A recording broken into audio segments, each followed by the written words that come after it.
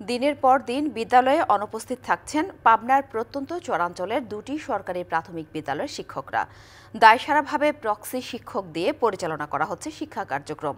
ফলে মানসম্মত শিক্ষা থেকে বঞ্চিত হওয়ার পাশাপাশি প্রাথমিক শিক্ষার গণ্ডি থেকে ঝরে পড়ছে শিক্ষার্থীরা। এতে ক্ষুব্ধ স্থানীয়রা। তবে তদন্ত করে দোষীদের বিরুদ্ধে ব্যবস্থা নেওয়ার আশ্বাস কর্তৃপক্ষের।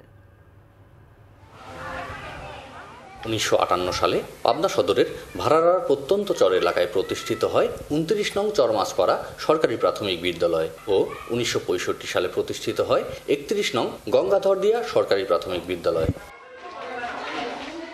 নানা সমস্যায় জর্জরিত বিদ্যালয় দুটিতে রয়েছে শিক্ষক সংকট। গঙ্গাধরদিয়া বিদ্যালয়ে ৬ জন শিক্ষকের বিপরীতে রয়েছে ৩ জন, আর চরমাছপাড়ায় ৫ জনের বিপরীতে রয়েছে ৩ জন শিক্ষক। অভিযোগ রয়েছে বিদ্যালয়ের শিক্ষকরা দীর্ঘদিন উপস্থিত না থেকে নিয়ম বহির্ভূতভাবে নিজেরাই নিয়োগ দিয়েছে যোগ্যতাহীন প্রক্সি টিচার।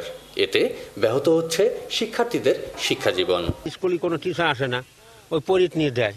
চরবনপুরতে আসে, এদিক থেকে ওদিক থেকে পরীক্ষা নিয়ে, আসল মাস্টাররা তো আসে না। প্রধান মাস্টার যারা তারা তো আসে না, তারা হলে পরীক্ষা নিয়ে হলে ক্লাস করাচ্ছে, ঠিক মতন ক্লাস করায় না। ঠিকভাবে ক্লাস নেয় না, যে এনে দেয় মাস্টার যা পড়ায় স্কুল সময় তালা দেয় থাকে। ওই কোনো মতে মেনটেন করে ওই প্রক্সি টিচারদের চালায়। অভিযুক্তরা বিষয়টি অস্বীকার করলেও প্রক্সি শিক্ষকরা বলছেন অর্থের বিনিময়ে নিয়োগ দেওয়া হয়েছে তাদের। ঠিক তাদেরই তো এখানে আসার উচিত। তারা যখন আসতে পারে না তখন তো স্কুল একভাবে না একভাবে চালানো লাগবেই।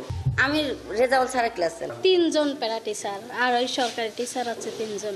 আমি তো বললাম যে ৩,০০০ করে টাকা দেয়। তো আমাদের কিছু সামথিং আমরা এটাই টাকার বিনিময়ে আমরা পরিবেশটা রক্ষা রাখি, মানে ফুল টাইম আমরা স্কুলটা বা ঠিকভাবে শিক্ষা দিয়ে থাকি। এটা খালি একজন মহিলা আছে, সে হচ্ছে আপনার ওই যে স্কুলের আয়ার কাজ করে, বাচ্চা কাচ্চা দেখাশোনা করে, বুঝেছেন।